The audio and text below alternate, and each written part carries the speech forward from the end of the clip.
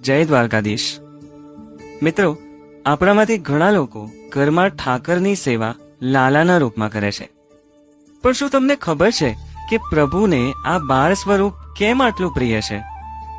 કારણ કે ભલે એ દ્વારકાનો રાજાધિરાજ હોય, પણ એનો સ્વભાવ તો સાવ એક નાના બાળક જેવો જ છે। એટલે જ તો ત્રિલોકનો નાથ હોવા છતાં એ ઘરે ઘરે માખણ મિશ્રી ખાવા દોડી જાય છે।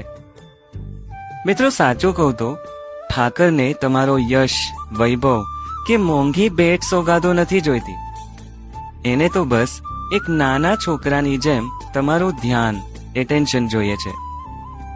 જેમ ઘરમાં એક નાનું બાળક હોય, એ વારે વારે કાલી ગેલી હરકતો કરીને તમારું ધ્યાન ખેંચે અને તમે એની સામે જુઓ એટલે રાજી થઈ જાય। બસ મારો નાથ પણ એવો જ છે। એ ખાલી એટલું જ ઈચ્છે છે કે તમે દિવસ દરમિયાન કામમાંથી સમય કાઢીને થોડી થોડી વારે એની સામે એક પ્રેમ ભરી નજર નાખતા રહો અને ક્યાં તો એને યાદ કરતા રહો।